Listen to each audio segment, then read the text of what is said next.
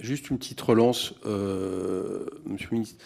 J'entendais la réponse que vous avez faite à Charles de Courson et maintenant Emmanuel Morel sur les chiffres que vous avez retenus, que ce soit dans le cadre de loi de finances ou LPFP.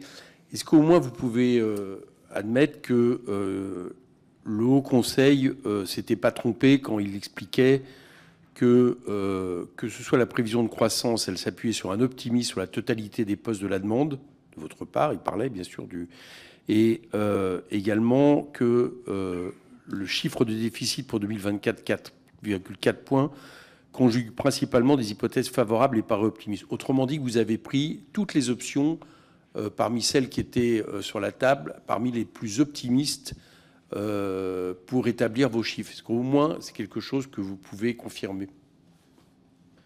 Il y a manifestement, avec la décision de révision de la croissance, le fait qu'on réintègre, le fait qu'on n'est pas dans l'environnement macroéconomique et international qu'on aurait probablement souhaité anticiper. Enfin, je ne vais pas refaire un peu l'histoire de ce qui s'est passé après, à partir du mois d'octobre, et de la poursuite de la dégradation un peu de la situation économique internationale qui manifestement a pesé sur la croissance et qui a légitimement conduit le ministre de l'économie à revoir sa perspective de croissance pour 2024.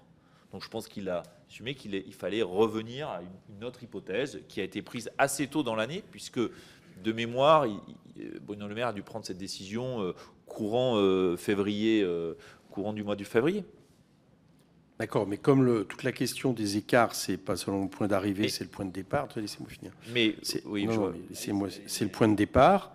Ce qui m'intéresse, c'est que en septembre 2023, quand le Haut Conseil vient ici et nous dit que les chiffres qui sont sur la table, en gros, c'est les hypothèses les plus optimistes. Ça veut dire qu'il y avait d'autres hypothèses possibles. Est-ce que je demande juste si vous confirmez que dans les hypothèses possibles, vous avez fait le choix de prendre celles qui étaient les plus optimistes? Moi, je redonne la même réponse. Le choix qui a été fait sur la croissance d'abord est un choix fait par le ministre de l'économie. C'est toujours comme ça que ça marche. C'est une donnée d'entrée pour le ministre des Comptes. Et je dis juste que la révision de la croissance a joué, mais a joué de manière marginale sur la perte de recettes. Sur la quarantaine de milliards de pertes de recettes, la révision de la croissance, c'est entre 6 et 7 milliards.